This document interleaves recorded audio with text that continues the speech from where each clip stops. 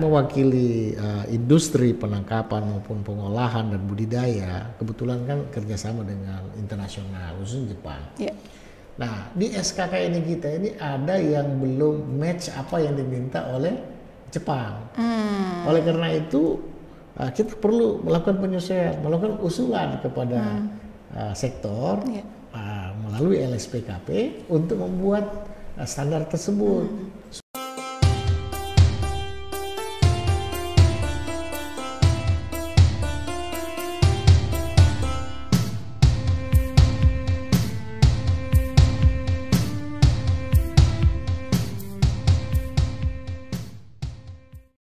Sobat Bahari, ketemu lagi di podcast Saulino, Politeknik Kelautan dan Perikanan Bone. Kali ini saya akan menjadi host pada sesi siang ini, dan di tengah-tengah kita telah hadir Bapak Dr. Imron Natsir MM. Beliau adalah Direktur LSPKP, Lembaga Sertifikasi Profesi Kelautan dan Perikanan. Wakil Direktur, maaf. Nanti Pak Heri marah. Dan sekaligus beliau juga adalah Direktur PT Pumi Group. Apa kabar Pak Imron? Alhamdulillah Bu Budi. Bagaimana kabarnya juga? Sehat selalu ya? Alhamdulillah Pak.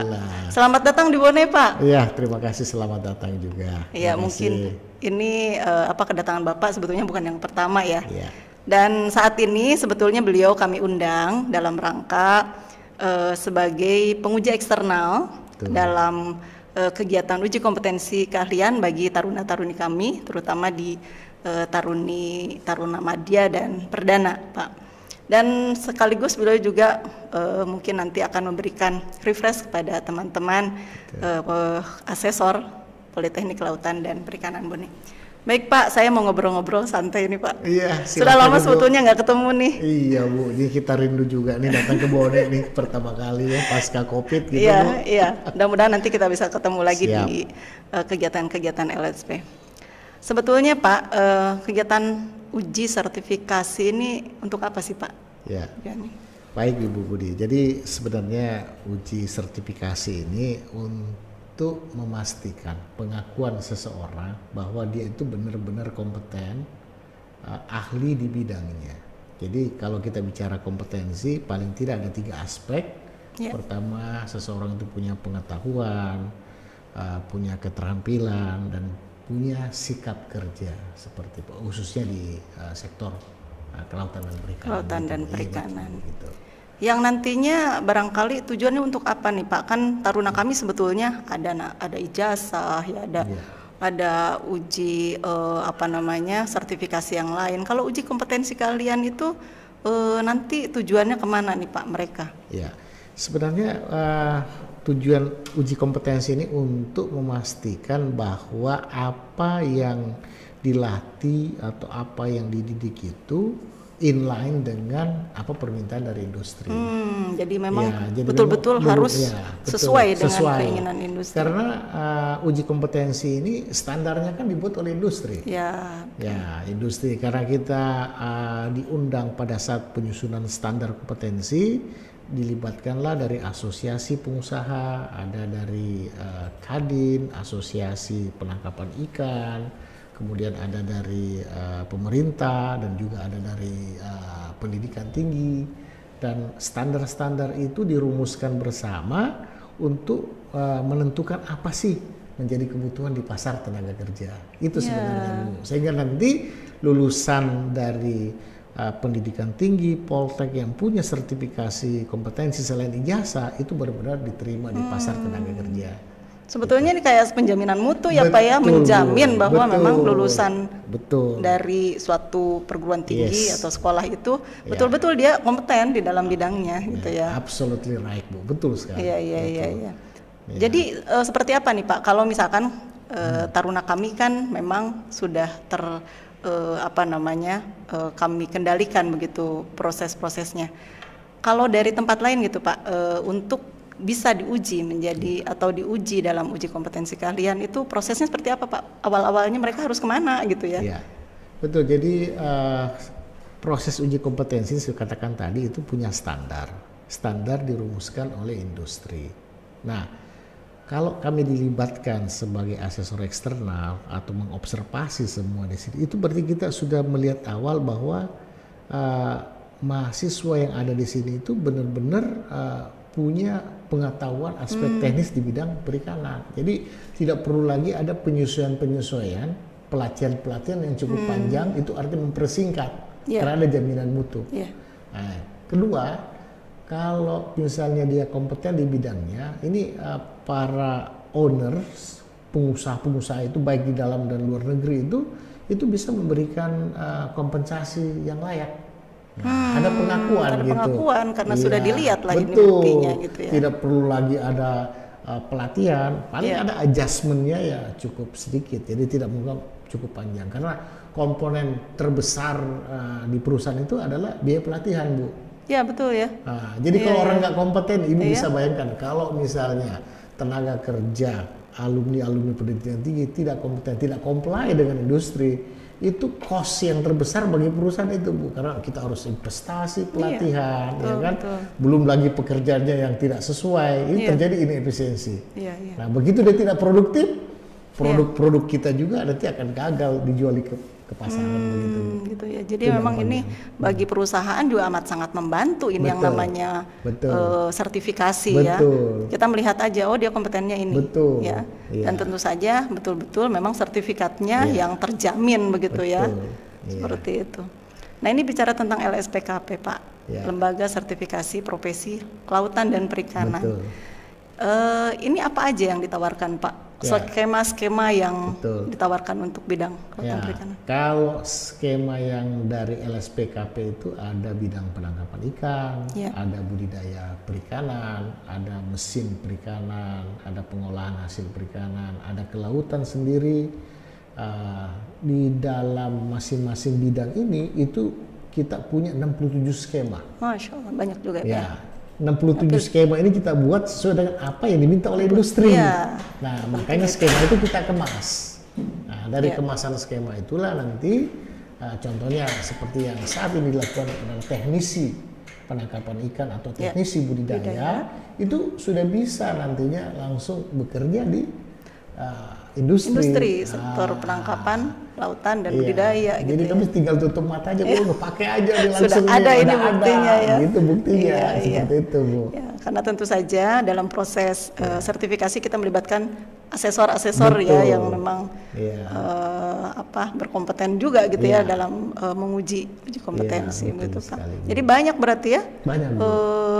Kalau dibilang menu ya, Pak ya, tinggal pilih gitu ya, tinggal pilih sesuai dengan apa yang sudah didapatkan, apakah itu pendidikan dan pelatihan gitu ya, Pak ya. Nah, kalau di sertifikasi ini kita mengenal 3 standar, Ibu. Ada namanya SKKNI, Standar Kompetensi Kerja Nasional. Yang kedua ada standar internasional, yang terakhir standar khusus. Nah, sekarang yang kalau di LSPKP ini itu pakai SKKNI karena diundang pada saat itu seluruh industri yang punya kepentingan terhadap di sektor kelautan dan perikanan. Dan mereka lah yang juga ikut merumuskan SKKNI tersebut. Nah, kebetulan saya sendiri kan mewakili asosiasi pengusaha. Gitu. Karena LSPKP ini dibentuk oleh 3 stakeholder. Ada asosiasi pengusaha, ada pemerintah, ada pendidikan, ABG lah. Bagus juga tuh istilahnya, Pak. ABG gitu kan. Ada akademik, ada government gitu kan, ada bisnis. Nah, saya mewakili bisnisnya. Nah, kebetulan waktu itu saya mewakili asosiasi tuna, sekarang saya di APindo, Asosiasi Pengusaha Indonesia. Jadi semua merangkul kepentingan pengusaha. Nah, apa yang diminta oleh pengusaha, itulah kita rumuskan di satu standar seperti itu. Karena bagi kami di pendidikan ini kan juga sebetulnya mengacu pada SKKNI. Kurikulum-kurikulum yang disusun juga berdasarkan SKKNI, tetapi harus juga memang dikuatkan dan betul-betul kita tahu memang dari industri itu yang seperti itu yang diinginkan gitu. Unit-unit gitu ya, unit-unit kompetensinya ya. Kalau kita lihat lagi di mata uji kompetensi, seperti ini ya. Kalau misalkan pembenihan ikan dari mulai dia melihara induk gitu ya sampai dia menghasilkan benih. Oh, titik-titik ini yang harus taruna kita kuasai gitu ya, dan itu yang diuji seperti itu. Betul Ibu. Ya, emang agak ini juga ya dalam penyusunan SKKNI tentunya. Tetapi menurut Pak Imron, sampai sekarang ini SKKNI kira-kira sudah memadaikah atau ada yang perlu ditambah atau sampai saat ini masih banyak yang perlu disusun gitu Pak? Ya, sebenarnya saya sebagai mewakili pengusaha, sebenarnya SKK ini perlu diupdate lagi. Oh, begitu ya Pak ya? Karena kenapa?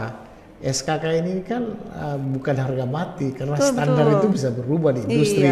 Setelah pasca COVID, berarti ada perubahan-perubahan standar yang dari sebelumnya mungkin konvensional sekarang ke arah digitalisasi seperti ini gitu Bu. Teknologi selalu berubah. Teknologi selalu berubah berkembang. Ya. Kemudian yang standar seperti Ibu tadi katakan ada di budidaya, mulai dari pembenihan sampai pembesaran, itu coba dipelajari sama-sama standarnya lagi. Nah, kita pelajari sama-sama, terutama misalkan bahannya, peralatannya, kemudian perundang-undangannya, termasuk aturan-aturan, karena kan pemerintah kita ini ganti-ganti Bu. Iya, juga berubah juga aturannya berubah. Begitu berubah aturan perlu kita melakukan penyesuaian. Nah, dari situlah biasa kita kaji ulang, ada namanya kaji ulang ya Pak ya. Dikaji ulang itu standar-standar itu dikaji ulang, nanti dari TUK Politeknik Bone, KP Bone atau semua TUK-nya LSPK bisa mengusulkan standar itu dilakukan revisi sehingga standar yang lama sudah tidak berlaku. Nanti KKP akan mengusulkan Kementerian Tenaga Kerja untuk divalidasi lagi dengan standar yang baru. Jadi bisa berkembang, bisa bertambah atau bisa diganti bahkan bisa diganti. Yang sudah tidak berlaku lagi. Kita tinggalkan aja gitu ya, ngapain diuji lagi kalau nggak diperlukan. Tidak perlukan industri. Betul. Gitu Bu. Ini ya menarik ini Bu sebenarnya kan. Gitu. Masih banyak pekerjaan nih Pak ya. Masih banyak PR-nya nih. Gitu. Ya seperti itu. Nah ini kan kami tuh ke taruna di sini, kami berkewajiban bukan hanya mendidik, meluluskan mereka Pak, tetapi kami ingin juga bahwa taruna kami itu terserap di dunia kerja. Salah satu upaya kami yaitu dengan sertifikasi, banyak sebetulnya Pak sertifikasi mereka nanti sebagai pendamping ijazah. Namun seperti apa nih Pak, nanti industri ya juga berkolaborasi dengan kami di pendidikan ya, untuk juga bagaimana supaya match ini Pak. Industri tahu bahwa di sana ada loh seperti yang kami inginkan, dan kami juga perusahaan itu yang membutuhkan kami gitu Pak. Betul. Oke Bu, bagus sekali pertanyaan Bu Budi, luar biasa, sampai sulit jawabnya Bu. Jadi gini Bu, saya bicara karena saya mewakili industri penangkapan maupun pengolahan dan budidaya, kebetulan kan kerjasama dengan internasional, khususnya Jepang. Nah, di SKKNI kita ini ada yang belum match apa yang diminta oleh Jepang. Oleh karena itu, kita perlu melakukan penyesuaian, melakukan usulan kepada sektor melalui LSPKP untuk membuat standar tersebut supaya nanti apa yang kita latih itu sama persis apa yang diminta, sehingga memudahkan rekrutmen. Karena tujuan asesmen ini bukan hanya sertifikasi Bu, asesmen itu bisa juga untuk rekrutmen, untuk rekognisi pembelajaran lampau. Jadi kalau Ibu lihat di MAPA itu melaksanakan asesmen ya, aktivitas perencanaan asesmen itu ada tujuan sertifikasi apa? Nah, ada uji kom, ada rekrutmen, ada RCC, ada macam-macam Bu, RPL, itu boleh dilakukan itu. Nah, sehingga kalau kami dari industri itu kadang melakukan rekrutmen itu berbasis uji kompetensi. Jadi kalau misalnya saya diundang sebagai asesor eksternal, begitu saya uji mahasiswanya Ibu, dan saya nyatakan kompeten, itu bisa saya rekomendasi langsung ke Jepang. Tidak usah diuji lagi, memperpendek ini betul ya. Makanya itulah salah satu upaya kami juga dalam rekrutmen ini, serapan lulusan, karena kami dituntut Pak minimal 75%.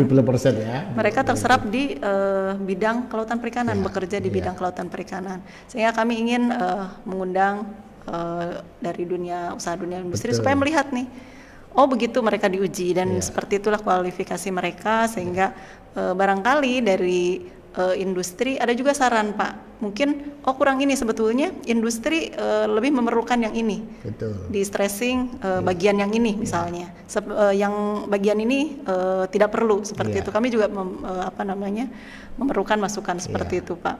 Betul sekali. Ya, Bu. karena ya kita harapkan memang taruna kita begitu lulus tidak lama nunggu, Iya. ya mereka terserap gitu, Iya. dan berkiprah di dunia kelautan perikanan tentu saja Pak. Betul. Ya. Iya.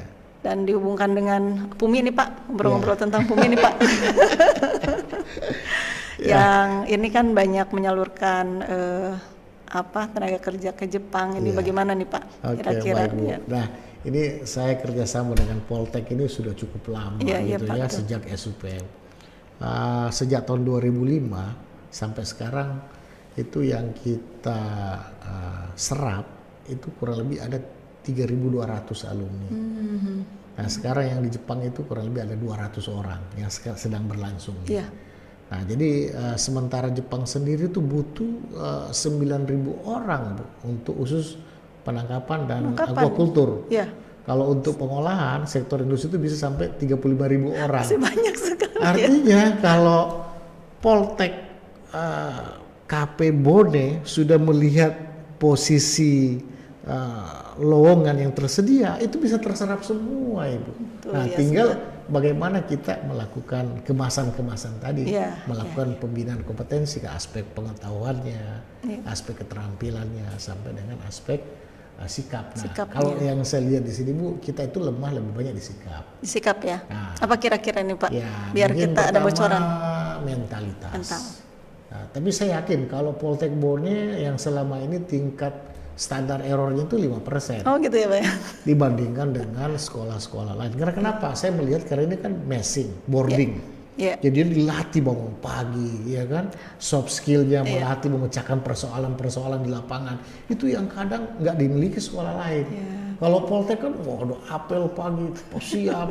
Di Jepang sendiri bekerja mulai dari jam 2, Bu, kan gitu. Iya kan? Bukan kerja rodi sebenarnya, karena mereka mataharinya mulai terbit jam 2. Jadi mereka subuhnya di sana. Tetap kerja mengikuti 8 jam standar. Nah, kami ini juga bagaimana melakukan penyerapan tenaga kerja supaya juga tidak terkait dengan yang marak sekarang isunya TPPO. Iya, betul. Tidak perdagangan. Ya, itu yang mau saya tanyakan Pak. Ya, silakan. Karena ada berita kemarin yang bikin kami juga, waduh, ini jangan-jangan anak-anak yang selama sedang dalam proses ini gitu kena kasus yang sama, itu sebetulnya gimana? Makanya saran saya, Poltek dengan industri yang melakukan rekrutmen dipastikan lagi legalitasnya. Satu, ya kan. Yang kedua, kita pastikan juga di sana bahwa yang namanya rekrutmen, kita kan punya perjanjian kerja. Perjanjian kerja itu sebenarnya turunan dari induk pekerja MOU induk antara sekolah dengan industrinya. Jadi ada turunannya yang ada memperjelas turunan yang gitu ya. memperjelas seperti itu. Harus Sehingga jelas dari awal ya Pak ya. mulai dari rekrutmennya, pelatihannya, penempatannya, asuransinya.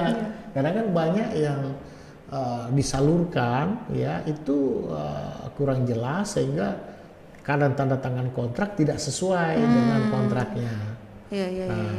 Seperti kasus-kasus, sehingga TPPO, karena yang namanya definisi TPPO itu tindak perdagangan orang, artinya melakukan rekrutmen, terus menempatkan orang, menjanjikan pekerja yang tidak sesuai, lalu dilakukan membayar underpaid. Nah, itu yang kadang.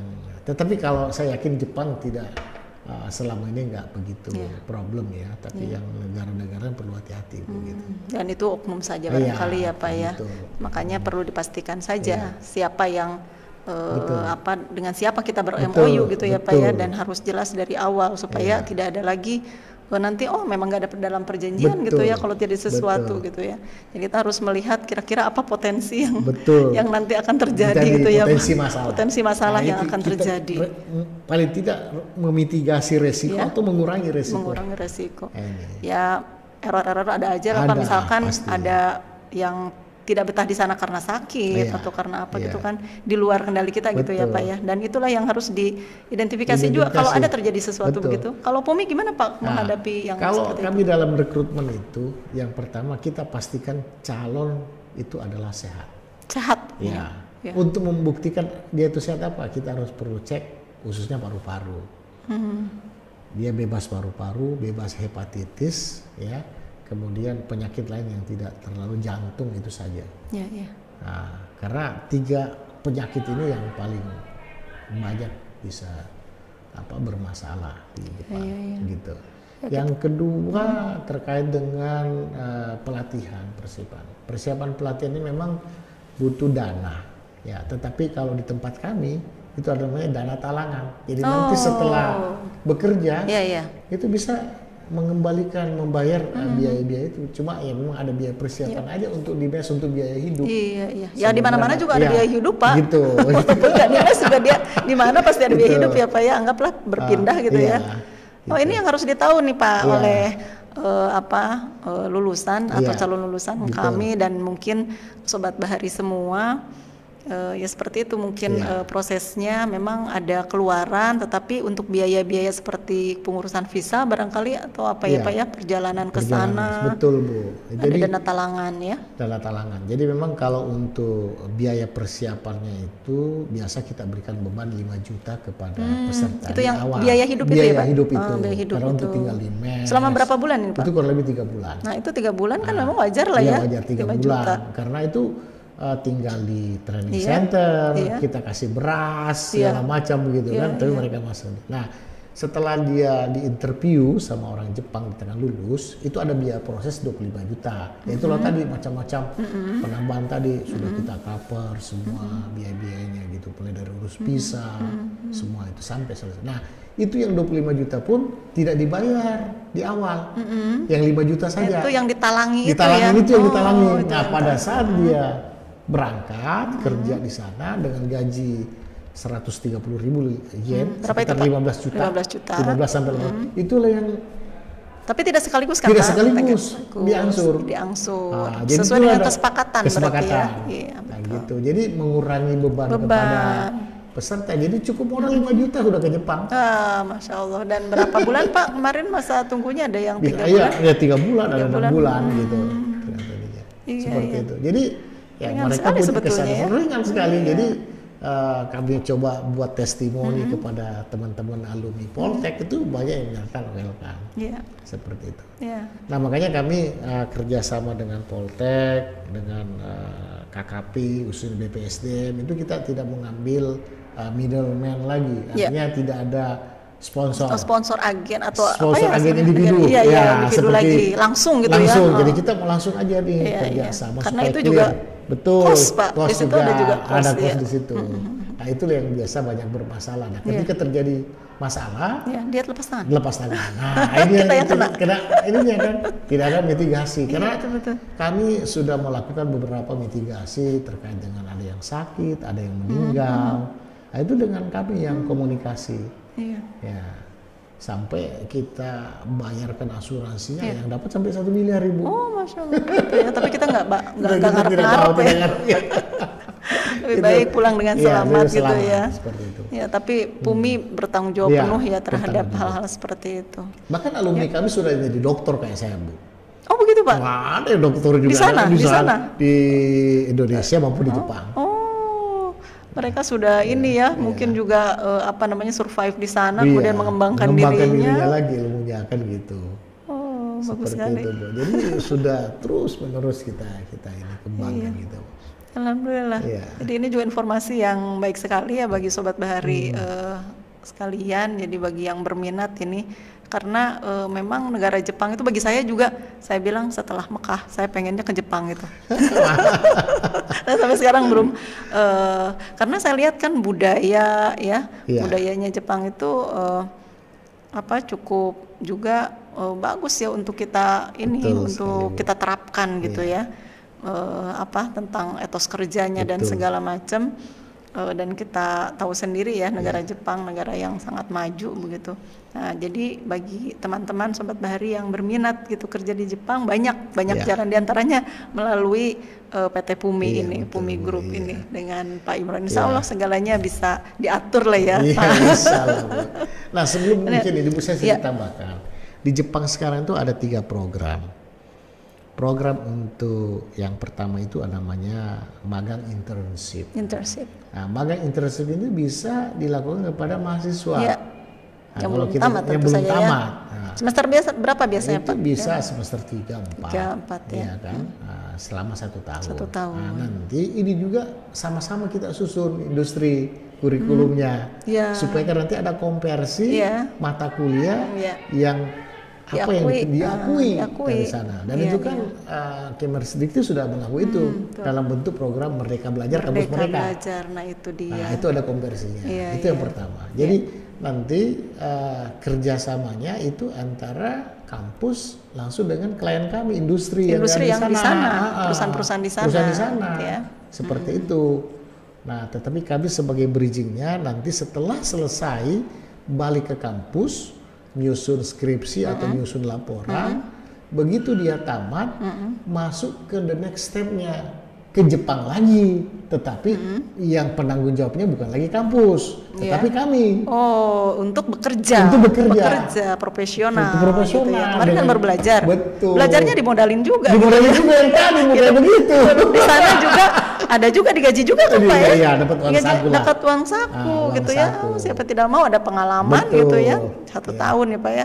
Bidang apa aja tuh Pak? Ya itu ada bidang perikanan, budidaya, penangkapan, kemudian pengolahan. Bahkan di non perikanan pun ada.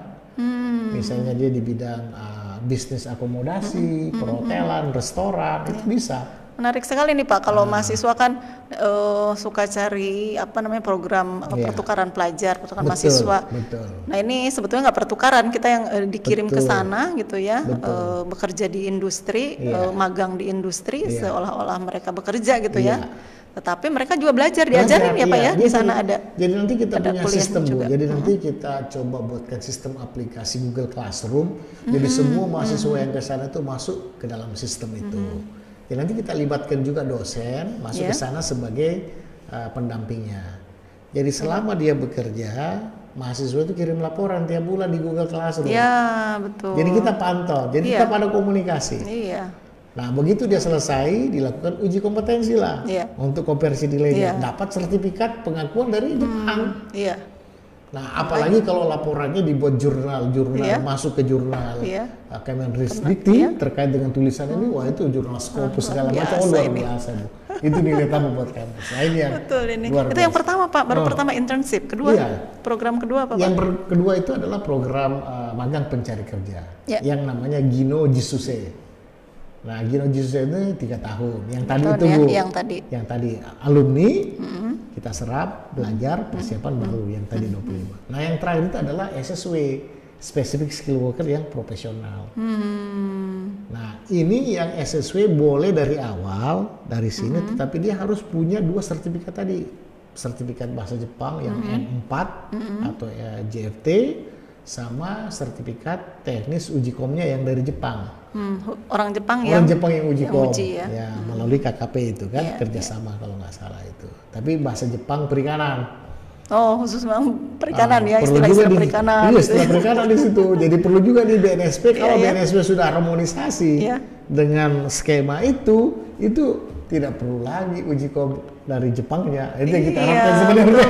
Biar memperingkas lagi waktu gitu. Dan banyaklah yang bisa dihemat tenaga waktu gitu ya. Jadi tingkatannya seperti Bu. Jadi pertama internship masih status mahasiswa, kemudian dia mencari kerja saat magang atau dia menjadi profesional. Dan jadi uang saku, kalau magang kan katakan uang saku. Uang saku kalau internship itu angka tersekitar 80.000 yen sampai karena dia kan mahasiswa. Tiket pesawat kan dibiayai akomodasi, dikasih tempat tinggal. Nah setelah pulang 1 tahun selesai dari kampus, dia ikut Gino Jisoo naik jadi 130.000 yen atau 120.000 yen, sekitar 15 juta. Naik yang spesifik bisa sampai 180.000 yen sampai 20 juta. Itu di luar lembur. Di luar lembur. Kalau lembur Pak, mereka bisa dapat berapa tuh Pak kalau itu lembur ya, rata 1 jam itu bisa 1.000 yen. 1 jam Iya, 1.000 yen. 1.000 yen itu sekitar 150.000. 150 1 jam ya? 1 jam. Bukan sehari ya? Bukan sehari, 1 jam. Kalau dia 5 jam, 5 jam, 1 hari kali aja bisa. Wah, luar biasa ya. Jadi makanya anak-anak kita tuh di sana alumni Poltek ada yang sampai dapat 40 juta satu bulan. Masya Allah. Iya, berarti ya luar biasa lah. Kan setiap apa yang kita kerjakan gitu ya, korbanan-korbanan apa itu dihargai gitu. Setiap jamnya tuh dihargai. Jadi tidak ada maksudnya kerja rodi, kerja terus baru tidak dihargai gitu kan. Dan itu mungkin berarti pilihan juga ya Pak ya. Kalau dia misalkan mau lembur, dipersilakan. Cuma jamnya barangkali ya tadi harus belajar bangun jam 2 malam gitu ya. Tapi lama-lama mungkin itu juga menyesuaikan ya. Betul. Karena kita terbiasa di sini subuh jam 5 gitu, padahal di sana sementara di sana jam 2, lama-lama akan jadi biasa gitu ya. Sebenarnya satu lagi Bu dari saya. Sebenarnya kita harapkan setelah anak-anak dari Jepang itu harus kembali ke Bone lah. Membangun apa yang menjadi pelajaran hidup di Jepang selama 3 tahun, 5 tahun, bahkan 10 tahun itu bisa jadi pengusaha-pengusaha di Bone. Betul, Pak. Sektor kelautan dan perikanan. Kalau menularkan juga pengalamannya. Dan memang tidak mudah, harus menggandeng investor, iya kan? Kita harus regulasi harus diatur. Mungkin ada closing statement Pak buat Sobat Bahari semua, silakan. Ya, dari saya ya Poltek KP itu memang oke gitu kan. Kalau dari saya tuh closing. Karena kenapa?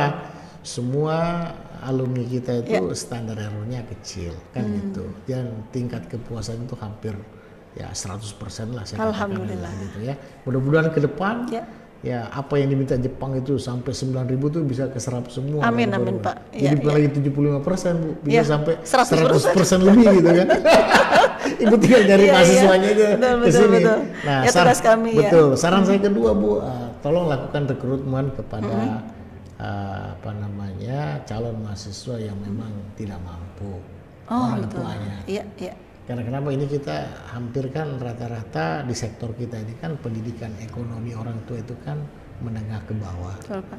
Nah, karena rata-rata yang kami lihat yang punya anak-anak yang kurang mampu ini semangatnya luar biasa. Karena ingin mengubah perekonomian keluarga, ingin merubah ini. Namun perlu dikawal. Nah, jadi orang miskin, jadi orang kaya, jangan sampai miskin lagi. Oh gitu. Bisa jadi apa ya? Bisa jadi. Ya, karena rata-rata anak kita kalau kaya itu bilang orang kaya baru, OKB baru, karena dia tidak mampu mengelola uangnya setelah dia punya uang banyak. Nah, mungkin perlu diberikan juga pendampingan, pembelajaran, financial melek keuangan gitu. Betul Pak. Ya kan begitu banyak duit semua mau dibeli, gitu. Harusnya beli kapal, beli pabrik yang produktif ya Pak, jangan konsumtif terus, mau beli apa gitu ya. Nah ini mungkin karena pendidikan orang tua kan masih sangat rendah. Nah itu yang saya lihat ini. Jadi rata-rata kalau begitu habis semuanya datang lagi Pak Imron kerjaan banyak. Dan pesan Bapak yang tadi sebetulnya kita sudah laksanakan Pak. Siap. Untuk kita merekrut taruna dari pelaku utama. 100% tahun ini dari pelaku utama semua Pak. Ya, jadi memang tugas kami lah untuk mendidik mereka menjadi sumber daya manusia perikanan yang diharapkan untuk menunjang sektor perikanan gitu Pak. Dan itu tadi mudah-mudahan upaya kita dalam mencetak SDM yang unggul ini juga menunjang sektor perikanan dan kemudian tadi meningkatkan taraf hidup para orang tuanya dan terutama masyarakat perikanan gitu Pak. Ya, sehingga perikanan menjadi sektor yang betul-betul menjanjikan gitu ya dan memang ada masa depan di situ gitu Pak. Masya Allah, luar biasa. Mudah-mudahan mohon doanya untuk kami diberikan kekuatan Kemudian nanti kami juga tetap minta dibimbing Pak dalam uji-uji kompetensi Pak dari LSPKP.